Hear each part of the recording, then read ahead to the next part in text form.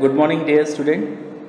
This is our third part of the lesson Working of Institutions, where today we will understand important topic, and that is Parliament. So, on this topic, question can come: Work of Parliament. What is the importance of Parliament? So, Parliament means Sansad. We saw uh, that Lok Sabha, Rajya Sabha and president, ये तीनों मिलकर हमारा parliament बनता है. तो what is the work of parliament that we will understand. In the example of the office memorandum, do you remember the role of the parliament? जो हमने पहले स्टार्टिंग में देखा ऑफिस मेमोरेंडम, तो उसमें क्या पार्लियामेंट का कुछ रोल था? परहैप्स नॉट, इतना ज़्यादा नहीं था. Since this decision was not taken by the parliament, you might think that the parliament had no role in it. आपको पता है इसमें पार्लियामेंट का थोड़ा बहुत रोल था, ज़्यादा नहीं था. But let us go back to the story and see whether parliament figures in it. हम स्टोरी देखेंगे पिछली और पढ़ेंगे कि really was the role of parliament और not. Let us recall the points made earlier by completing the following sentences. अब नीचे कुछ sentences दिए हैं. Those who will tell us what was the role of Parliament while making that office memorandum. The report of the Mandal Commission was discussed. हमने देखा पहले story में starting page पर कि मंडल कमीशन का जो रिपोर्ट था, it was discussed in a parliament. The president of India mention this in his speech. वो भी हमने देखा कि प्रेसिडेंट उस समय के जो भी होंगे उन्होंने उस चीज़ का महत्व बताया सांसदों के सामने. द प्राइम मिनिस्टर मेट बाद में प्राइम मिनिस्टर ने उसका इम्पोर्टेंस बताया.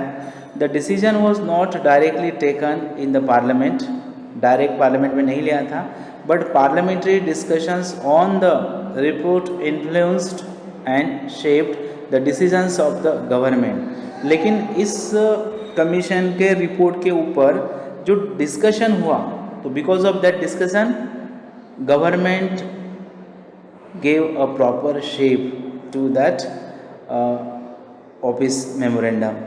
दे brought pressures on the government to act on the Mandal recommendations. तो गवर्नमेंट ने जो चर्चा किया पार्लियामेंट में, उससे ज़्यादा ये बात समझने लगी कि अब ये ऑफिस मेमोरेंडम जो है वो फिक्स होने वाला है. If the parliament was not in favour of this decision, the government could not have gone ahead with it. अगर पार्लियामेंट को इस चीज़ में इंटरेस्ट न होता तो ये चीज़ आगे ना जाती और ये लॉ असल में लागू न होता. Can you guess why? क्या आपको पता है ऐसा क्यों हुआ है? Recall what you read about the parliament in the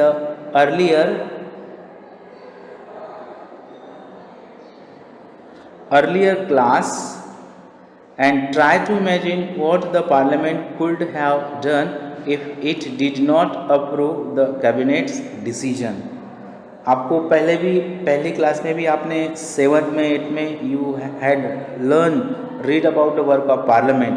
तो अगर पार्लियामेंट में डिस्कशन ना होता तो ये कैबिनेट इसको परमिशन ही नहीं देती है. मतलब the thing which is discussed in a parliament, तो chances are more to sanction it by the ministry of cabinet. Then we will understand why do we need a parliament. हमको parliament की ज़रूरत क्यों होती है?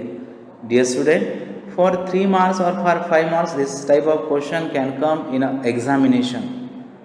फर्स्ट टर्म में या annual exam में ये क्वेश्चन आ सकता है, why do we need a parliament. हमको पार्लियामेंट की ज़रूरत क्यों होती है? In all democracies and assembly of elected representative exercises supreme political authority on behalf of the people. आपको पता है हर देश में जहाँ डेमोक्रेसी होती है वहाँ पार्लियामेंट में the representative means member of people, लोगों द्वारा चुने गए MLAs एंड MPs। अब पार्लियामेंट की बात करें तो member of parliament MP Lok Sabha में राज्यसभा में बैठते हैं। अब स्टेट का बात किया जाए तो विधानसभा में राज्य से नियुक्त लोग बैठते हैं। Now what is the work of parliament? In India such a national assembly of elected representative is called parliament. तो भारत में जो लोकसभा में या राज्यसभा में जो मेंबर बैठते हैं that is the representatives of the people of India. क्योंकि हमने देखा है every people of India don't have a time to sit in a parliament because everyone is having his own job. मुझे एज अ टीचर सुबह 8 से 5 तक as a teacher का काम करना पड़ता है, आपके पेरेंट्स को भी एज अ बिजनेस पर्सन काम करना होता होगा। उसी प्रकार से ये जॉब करके we can't do the work of parliament. इसीलिए पार्लियामेंट के लिए हम कुछ लोग भेजते हैं थ्रू बाय इलेक्शन। वही फिर उस ऑफिस में सुबह 9 से शाम 6 तक बैठते हैं and making the law for the welfare of the country. At a state level this is called legislator और लेजिस्लेटिव असेंबली। अब राज्य के लिए इसको लेजिस्लेटर बोलते हैं या फिर लेजिस्लेटिव असेंबली बोलते हैं। लेजिस्लेटिव असेंबली मतलब विधानसभा। Every state is having a legislative assembly. हर राज्य में विधानसभा होता है, जिस विधानसभा में उस राज्य के MLAs elected by the people, और वही MLA अपने एक चीफ मिनिस्टर को, मुख्यमंत्री को इलेक्ट करते हैं। इस प्रकार से उस राज्य का chief minister, deputy chief minister और बाकी की MLA मिलकर उस राज्य को चलाते हैं। तो सेंटर के लिए, पूरे देश के लिए पार्लियामेंट होता है, लोकसभा एंड राज्यसभा, और राज्य के लिए लेजिस्लेटिव असेंबली होता है। और कोई भी राज्य में लेजिस्लेटिव काउंसिल मतलब विधान परिषद भी होता है, बट विधान परिषद सभी राज्यों में नहीं होता है, 5-6 राज्यों में ही विधान परिषद अवेलेबल है। The name may vary in different countries but such an assembly exist in every democracy. अब हर एक कंट्री में इसका नाम अलग अलग होगा, लेकिन एक बात तय है कि ये पार्लियामेंट जहाँ जहाँ डेमोक्रेसी है, लेजिस्लेटिव असेंबली जहाँ जहाँ डेमोक्रेसी है, वहाँ ये हाउसेस होते हैं। It exercises political authority on behalf of people in many ways. लोगों द्वारा नियुक्त ये रिप्रेजेंटेटिव होते हैं जो बैठते हैं इन ऑफिस में for making the law. Now this points will give the answer of why do we need a parliament. इसलिए ये आंसर 3 मार्क के लिए या 5 मार्क के लिए आ सकता है, तो प्लीज़ इसको थोड़ा ध्यान से करना है।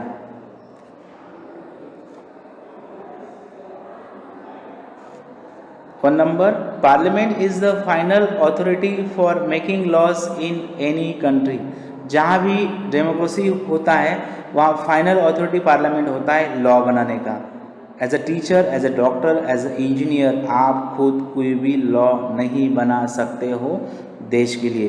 This authority is given to the MP member of parliament by the constitutions of India.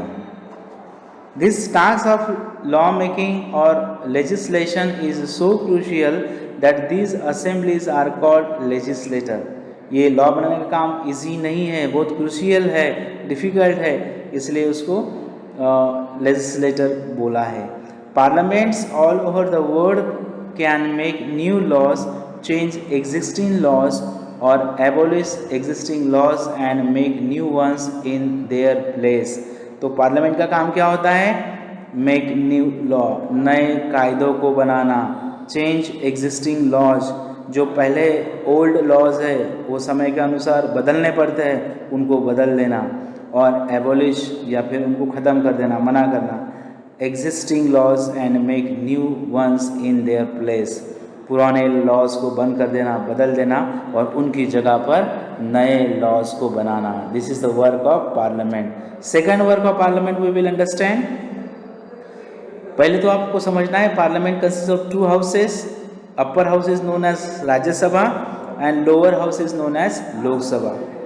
Parliament all over the world exercise some control over those who run the government. जो सरकार चलाता है, जो भी पार्टी, रूलिंग पार्टी जिसका सरकार बनता है, तो आपको पता होगा पार्लियामेंट में, लोकसभा में रूलिंग पार्टी के सांसद भी होते हैं, और जो पार्टी जीती नहीं है, बट जिस पार्टी ने सरकार बनाया नहीं है बट उनके सांसद जीते हैं, वो अपोजिशन पार्टी में बैठते हैं।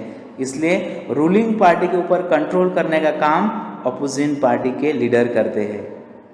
In some countries like India this control is direct and full. आपको पता होगा रूलिंग पार्टी के सांसद एज वेल एज जो पार्टी जीती नहीं है बट उससे सांसद जीते, वो भी उस हाउस में बैठते हैं। Those who run the government can take decisions only so long as they enjoy support of the parliament. जब तक पार्लियामेंट का सपोर्ट रहेगा उन सांसदों को, उस मिनिस्टर को, तब तक ही वो कार्य करेंगे। जैसा ही पार्लियामेंट में अविश्वास आता है तब वो सांसदों को अपना पद छोड़ना पड़ता है। Point number 3, parliaments control all the money that governments have. तो जो भी रूलिंग पार्टी का सरकार होता है तो टैक्सेस के ज़रिए जो भी गवर्नमेंट पैसा कलेक्ट करती है, उस पैसे के ऊपर किसका कंट्रोल होता है? पार्लियामेंट का कंट्रोल होता है। Parliament observing how much money, how much tax is collected by the ruling party and how much it is spend on welfare schemes for the country. In most countries any the public money can be spent only when the parliament sanction it। बहुत से country में parliament जब sanction करते हैं पैसे को, तभी वो सरकार उस पैसे को सोसाइटी के लिए उस कंट्री में खर्च कर सकती है। इंडिया में भी ऐसा ही होता है। पार्लियामेंट में पहले बजट प्रस्तुत किया जाता है साल के लिए, आने वाले साल के लिए, और उस बजट को फिर पार्लियामेंट में सैंक्शन होता है, तब जाके रूलिंग पार्टी उस बजट के अनुसार पैसे का खर्च करती है।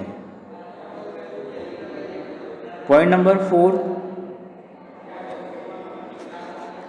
Parliament is the highest forum of discussion and debate on public issues and national policy in any country.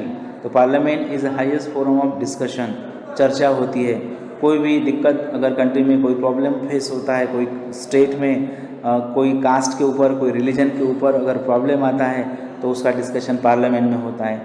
And debate on public issues and national policy, देश के लिए कुछ नेशनल पॉलिसी बनानी है, जैसे हमने 370 आर्टिकल को हटाया और जम्मू एंड कश्मीर को यूनियन टेरिटरी बनाया, लद्दाख को यूनियन टेरिटरी बनाया, तो this is a decision taken in a parliament.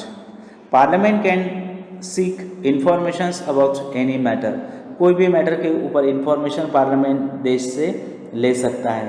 Now 2 houses of parliament, जैसे कि मैंने बोला parliament is consisting with 2 houses. Upper house is known as Rajya Sabha and lower house is known as Lok Sabha. अब question can come, write a short notes on Lok Sabha lower house, या फिर write a short notes on Rajya Sabha upper house. तो इसमें आपने लोकसभा क्या है, वो कितने साल के लिए काम करता है, उसके मेंबर को क्या बोलते हैं, what is the procedures of the elections of Lok Sabha और राज्यसभा, वो आप सबको लिखना है। इसलिए try to understand the information of Lok Sabha and Rajya Sabha in your mind. Now 2 houses of parliament, since the parliament plays a central role in modern democracies, most large countries divide the role and power of the parliament in 2 parts। आपको पता है parliament law बनाने का काम करता है, गलत law को बंद करने का काम करता है, नए पॉलिसीज बनाता है। तो बहुत से कंट्री में क्या होता है, the parliament is divided in 2 houses. अब वो कौन से हैं? They are called chambers of houses. One house is usually directly elected by the people, मतलब लोगों द्वारा डायरेक्टली हम इलेक्ट मेंबर उस हाउस में बैठते हैं। जैसे कि लोकसभा इलेक्शन जब इंडिया में होता है तो एक साथ होता है सभी राज्यों में, तो सभी राज्यों से पर्टिकुलर कोटा एमपी का सिलेक्ट होता है, इलेक्ट होता है बाय द पीपल, और वो उतने बैठते हैं दिल्ली में लोकसभा में। And one house is usually directly elected by the people and exercise the real power on behalf of the people, जिसको लोकसभा बोलते हैं। लोकसभा में आप देखो, जैसे कि उत्तर प्रदेश से 80, जब भी लोकसभा इलेक्शन होगा तो 80 सांसद चुने जाएंगे और वो यूपी से इलेक्ट होके दिल्ली में बैठते हैं। ऐसे हर राज्य, महाराष्ट्र, गुजरात, हर स्टेट का एक मेंबर ऑफ पार्लियामेंट का आंकड़ा फिक्स है बाय द इलेक्शन कमीशन, और हर 5 साल के बाद जब जब इलेक्शन होता है तब तब उस राज्य से उतने उतने सांसद लोकसभा में directly by the people elect होते हैं। One house is usually directly elected by the people and exercise the real power on behalf of the people. The second house is usually elected indirectly and perform some special functions. अब कुछ जो राज्यसभा होता है उसमें people are elected, members are elected indirectly. उसमें लोगों द्वारा राज्यसभा में सांसद नहीं भेजे जाते हैं। जो पार्टियां होती है, जो अलग अलग फील्ड से फेमस लोगों को, जैसे आर्ट हो या फिर अलग अलग पार्टियों को एक कोटा होता है, वो लोग वहाँ भेजते हैं। The second house is usually elected indirectly and perform some special functions. The most common work for the second house is to look after the interest of various states, regions और फेडरल यूनिट। तो second जो house होता है राज्यसभा, उसका काम क्या है? State, अलग अलग राज्यों को, रीजन्स को देखना। और लोकसभा का काम क्या है? पूरे कंट्री को देखना। In our country the parliament consist of 2 houses. हमारे देश में पार्लियामेंट के 2 हाउसेस हैं। The 2 houses are known as the council of state, Rajya Sabha. तो council of state, Rajya Sabha. Question can come, what is another name for Rajya Sabha? तो council of state. Rajya Sabha को upper house भी बोलते हैं, बड़ा हाउस भी बोलते हैं। Upper house is known as Rajya Sabha, council of state is known as Rajya Sabha and the house of the people Lok Sabha. और लोकसभा को हाउस ऑफ पीपल बोलते हैं और राज्यसभा को हाउस ऑफ स्टेट्स या फिर काउंसिल ऑफ स्टेट्स बोलते हैं। The president of India is a part of the parliament although she is not a member of either house. और जो प्रेसिडेंट होता है, राष्ट्रपति होते हैं हमारे, वह पार्लियामेंट के पार्ट होते हैं।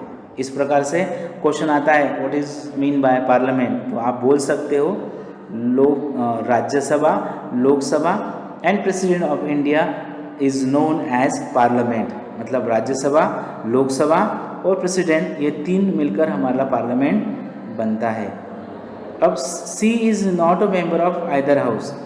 अब हमारे जो प्रेसिडेंट होते हैं वह लोकसभा या राज्यसभा, ये दोनों में से किसी भी हाउस के मेंबर नहीं होते हैं। आपको पता होगा देश के जो फेमस व्यक्ति होता है उसको by the ruling party and by the opposite party वो व्यक्ति को इलेक्ट होना पड़ता है, ज़्यादा वोटिंग मिलनी पड़ती है बाय दिस पार्टीज, तब जाके वो पर्सन प्रेसिडेंट ऑफ इंडिया बनता है। जैसे हमारे APJ अब्दुल कलाम थे, है ना, तो प्रतिभा दाई पाटिल थे महाराष्ट्र से। तो जो भी कैंडिडेट प्रेसिडेंटशिप के लिए खड़ा होगा उसको जो भी सांसद है, हमारे मेंबर ऑफ पार्लियामेंट है, उनके द्वारा वोटिंग मिलना चाहिए। That is why all laws made in the houses come in to force only after they receive the assent of the president. इसीलिए लोकसभा में, राज्यसभा में चर्चा करने के बाद लॉ जब बनता है तो उस पर फाइनल साइन प्रेसिडेंट का चाहिए, तभी वो लॉ बनता है। मतलब first discussions will be in Lok Sabha, then same discussion will be in Rajya Sabha and then after the sign of the president the law will come in exist. You have read about the Indian parliament in earlier classes. आपने 7th में, 8th में अपनी भारतीय संसद के बारे में पढ़ा है, पार्लियामेंट के बारे में पढ़ा है। From the chapter 4 you know how Lok Sabha elections take place. Lok Sabha elections कैसे लिए जाते हैं आपको पता है। लेट अस रिकॉल सम की differences between the composition of this 2 houses of parliament. चलो अब हम चर्चा करेंगे कि दोनों हाउसेस, राज्यसभा और लोकसभा का कंपोजिशन, मतलब कितने मेंबर होते हैं हर हाउस में, वो हम देखने वाले हैं। Answer the following for the Lok Sabha and the Rajya Sabha. अभी नीचे जो क्वेश्चन दिए हैं इसके आंसर आपको ढूंढने हैं। पहला क्वेश्चन क्या है? This type of question can come in examination. What is the total number of members, मतलब लोकसभा के मेंबर कितने होते हैं और राज्यसभा के मेंबर कितने होते हैं। बाद में who elects the member, Lok Sabha के मेंबर को कौन इलेक्ट करता है, राज्यसभा के मेंबर को कौन इलेक्ट करता है। What is the length of the term in years, Lok Sabha कितने साल के लिए कार्य करता है, राज्यसभा कितने साल के लिए कार्य करता है। Can the house B dissolve और इज इट परमानेंट? कौन सा हाउस परमानेंट है और कौन सा हाउस 5 साल के बाद डिसॉल्व होता है? Try to find the answer of this question. If you will read the lesson properly you will get the answer of these questions.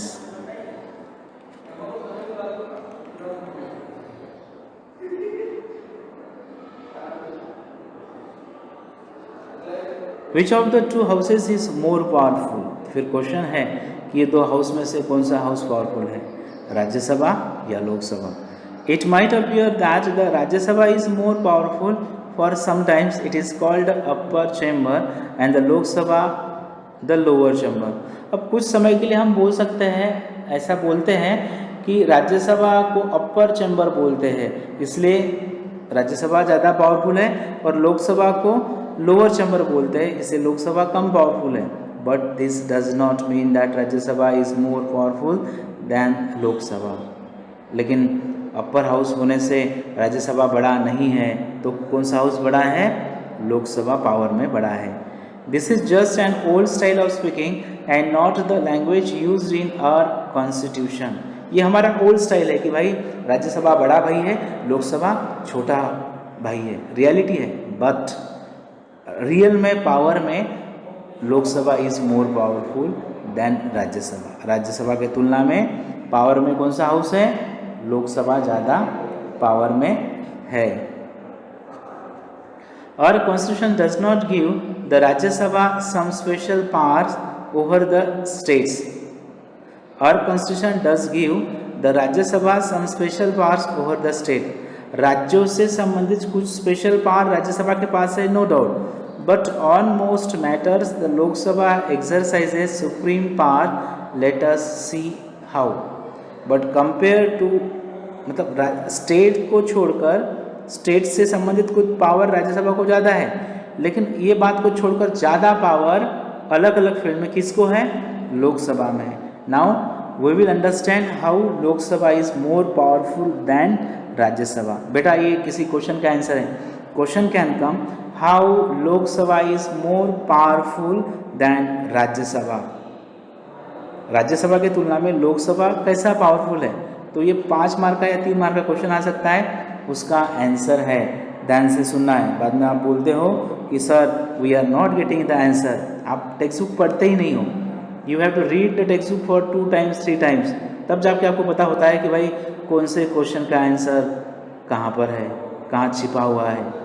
पहला, any ordinary law needs to be pass by both of the houses. आपको पता है कोई भी law पास करने के लिए दोनों हाउसेस में डिस्कशन होना चाहिए. But if there is a difference between the two houses, the final decision is taken in a joint session in which members of the both houses sit together. अब कोई policy के ऊपर दोनों में अगर मतभेद है, राज्यसभा बोलता है कि this is not proper, Lok Sabha बोलता है दिस इज़ प्रॉपर, तो फिर जॉइंट सेशन होता है स्पेशल दोनों हाउसेस का. दोनों हाउसेस बैठते हैं. Because of the larger number of members, the view of the Lok Sabha is likely to be prevail in such meeting. अब लोकसभा के आपको पता है 543 मेंबर्स होते हैं लोकसभा के, और राज्यसभा के 252 होते हैं, इसलिए लोकसभा ज़्यादा पावरफुल होता है. इसलिए वो जॉइंट सेशन में किसकी बात मानी जाती है? लोकसभा के मेंबर की बात मानी जाती है. Now second point, how Lok Sabha is greater than Rajya Sabha, that we are understanding. Lok Sabha कैसे बड़ा है राज्यसभा की तुलना में, इस क्वेश्चन के आंसर को हम देख रहे हैं. Lok Sabha exercises more powers in money matters. पैसे के मामले में लोकसभा को ज़्यादा पावर होता है. Once the Lok Sabha passes the budget of the government और any other money related law, the Rajya Sabha cannot reject it. अब लोकसभा में जैसे ही बजट पास होता है कोई राज्य का या पूरे देश का, तो राज्यसभा को उसको एक्सेप्ट ही करना पड़ता है, मानना ही पड़ता है. राज्यसभा उसको मना नहीं कर सकता है. The Rajya Sabha can only delay it by 14 days और सजेस्ट चेंजेस इन इट. 14 दिन तक, 14 days तक राज्यसभा उसको टाल सकता है, लेकिन आफ्टर द 14 days राज्यसभा को उसको अप्रूवल देना ही पड़ता है. The Lok Sabha may or may not accept this changes. अब ये लोकसभा के ऊपर डिपेंड है कि राज्यसभा ने दिया निर्णय मानना या न मानना। Then point number 3, most importantly the Lok Sabha controls the council of minister. Lok Sabha में जो काउंसिल ऑफ मिनिस्टर्स होते हैं उसको कंट्रोल किया जाता है। Only a person who enjoys the support of the majority of the members in the Lok Sabha is appointed the prime minister. अब लोकसभा में जो सांसद किसी मेंबर को अपने में से ही मानती है वही एज अ प्राइम मिनिस्टर करके अपॉइंट होता है। If the majority of the Lok Sabha members say they have no confidence in the Council of Ministers, all ministers including the Prime Minister have to quit। जब लोकसभा के member सभी they have no confidence in the Council of Ministers, जब लोकसभा के सभी minister ने बोला कि हमको मिनिस्टरों का जो काउंसिल है उस पर विश्वास नहीं है, तो प्राइम मिनिस्टर के साथ सभी मंत्रियों को अपना इस्तीफा देना पड़ता है, अपना पद छोड़ना पड़ता है। इतना पावर लोकसभा को है। The Rajya Sabha does not have this power, और राज्यसभा को ये पावर नहीं है जो पावर लोकसभा में है। इस प्रकार से हम देख रहे हैं how Lok Sabha is more powerful than Rajya Sabha. अब एक छोटा इन्फॉर्मेशन दी है, a day in the life of the Lok Sabha, मतलब लोकसभा कितने बजे चालू होती है, कैसा कामकाज चलता है, वो इसमें दिया है। आपने देखा होगा इसमें, जैसे आप टेलीविज़न पर भी देखते हो, चैनल है राज्यसभा या लोकसभा का, तो उस पर कामकाज बताते हैं, कैसे डिस्कशंस होते हैं, कैसे रूलिंग पार्टी के लोग इश्यूज़ उठाते हैं, ऑपोजिट पार्टी के लोग कैसे उसको विरोध करते हैं। 11 बजे सभी लोग आते हैं, बाद में ये सब दिया है। तो 12 बजे क्या होता है, 12 बजे कौन सी पुलिस के ऊपर डिस्कस किया, बाद में 12-14 को क्या हुआ, बाद में 2-26 को क्या हुआ, ये सब आपने पढ़ना है। Now next important topic we will understand, that is political executive. This is very important topic dear student. मतलब पॉलिटिकल एग्जीक्यूटिव, इसके ऊपर क्वेश्चन आता है, what is mean by political executive, how many types of political executives are there. तो generally political executives are classified into 2 types. पहला है political executive और दूसरा है परमानेंट एग्जीक्यूटिव। आपको पता है political executive is elected by the people of India for the period of 5 years। Lok Sabha के MP, member of parliament, legislative assembly के member, MLA, member of legislative assembly, ये 5 साल के लिए इलेक्टेड होते हैं बाय द पीपल, तो ये पॉलिटिकल एग्जीक्यूटिव है। दूसरा प्रकार है permanent executive. Permanent executive are appointed by the government, जिनको हम सिविल सर्वेंट बोलते हैं। तो सिविल सर्वेंट जो होते हैं those are appointed by the government at the time of their retirement, 58 या 60 साल तक।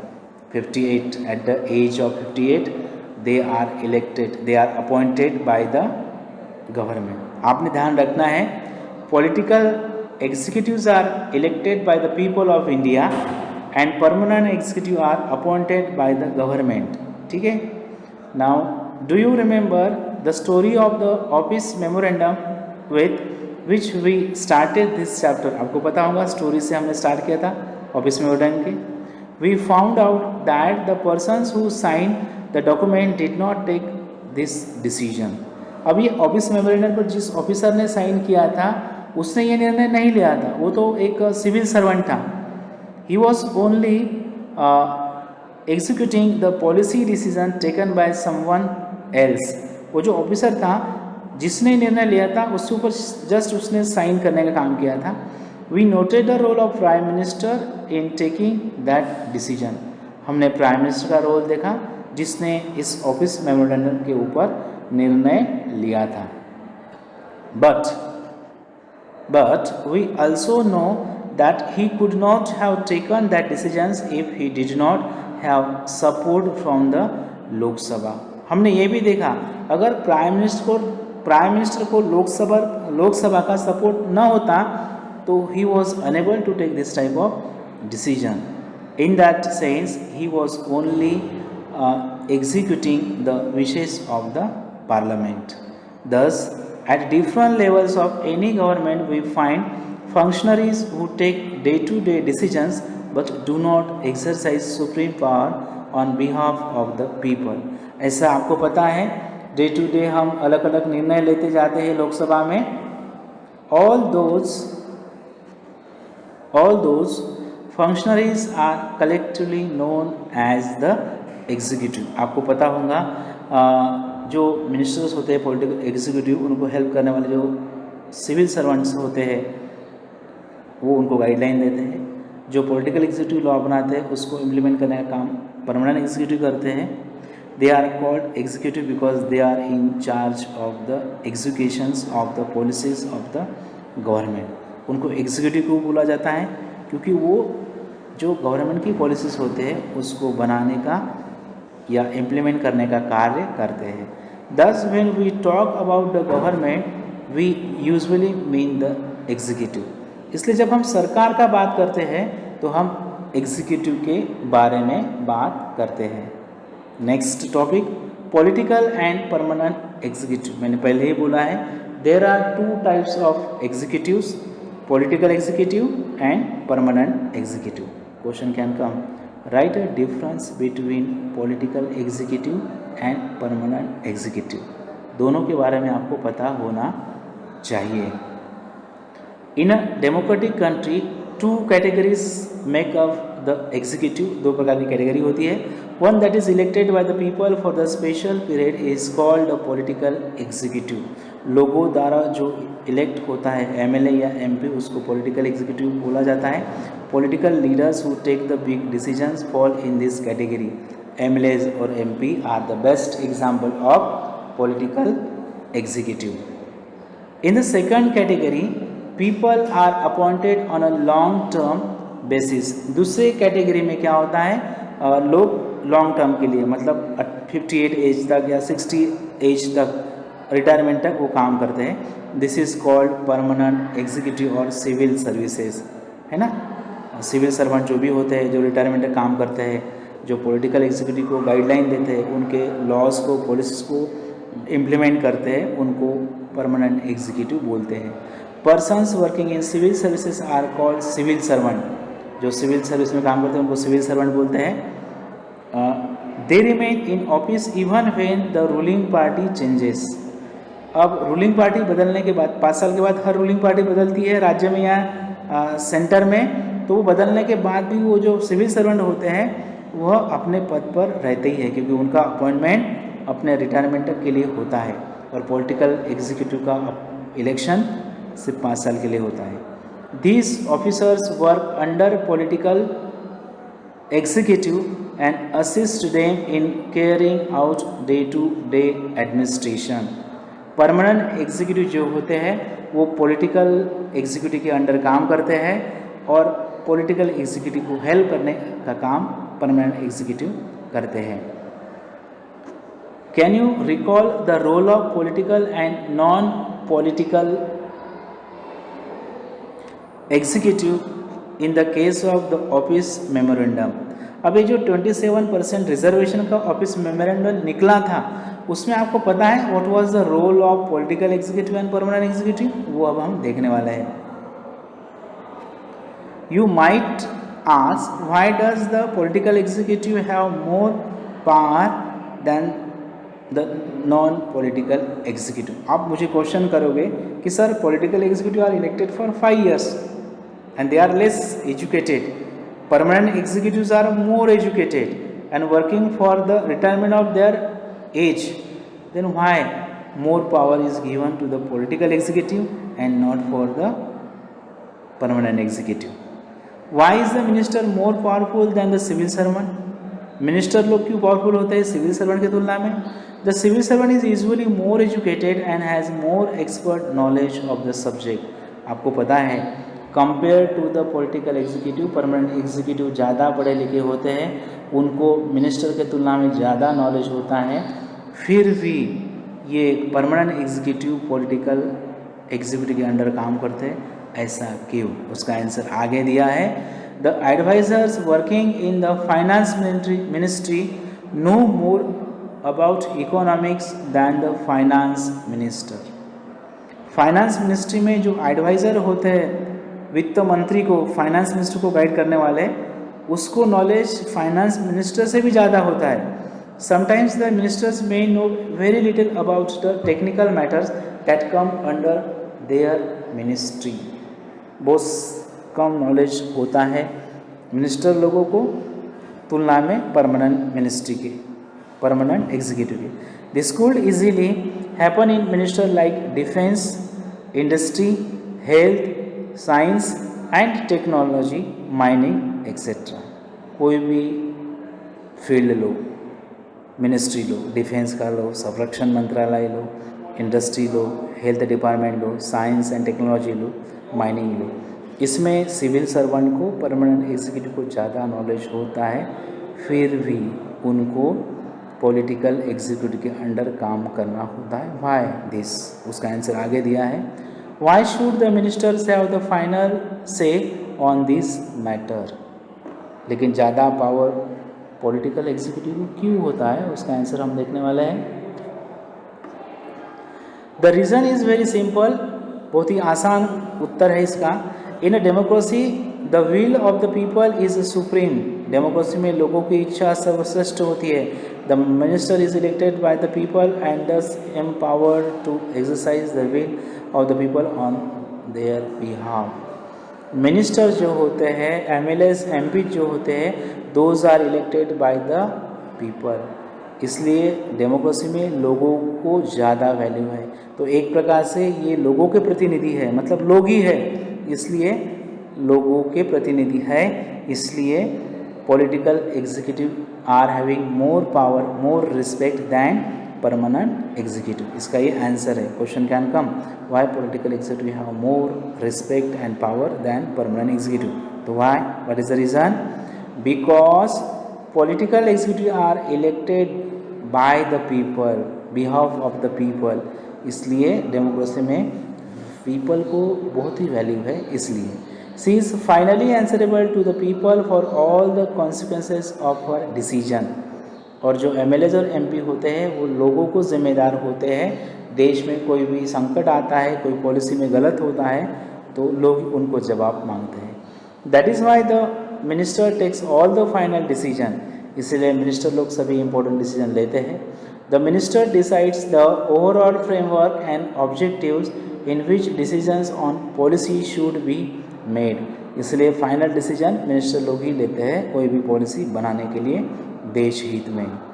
The minister is not and is not expected to be an expert in the matter of her ministry. ये जरूरी नहीं है कि मिनिस्टर ज़्यादा clever होना चाहिए, नहीं हुआ तो भी चलेगा, क्योंकि ये जो सिविल सर्वेंट होते हैं they will guide to that minister. The minister takes the advice of experts on all technical matters. जो मिनिस्टर होते हैं वो सिविल सर्वेंट से, परमानेंट एग्जीक्यूटिव से सलाह लेते हैं और फिर अपने दिमाग से निर्णय लेते हैं। But very often experts hold different opinions और place before the more than one option. लेकिन जो परमानेंट एग्जीक्यूटिव होते हैं उनके पास अलग अलग निर्णय होते हैं, वो सभी मिनिस्टर सुनते हैं और करते हैं अपनी मन का। Depending on what the overall objective is the minister decides. बाद में सभी के ऊपर सोचकर मिनिस्टर निर्णय लेते हैं। Actually this happen in any large organisation. Those who understand the overall picture take the most important decision, not the expert. अब जिसको ज़्यादा समझ है वो सभी मैटर को समझ के एक अपना निर्णय लेता है।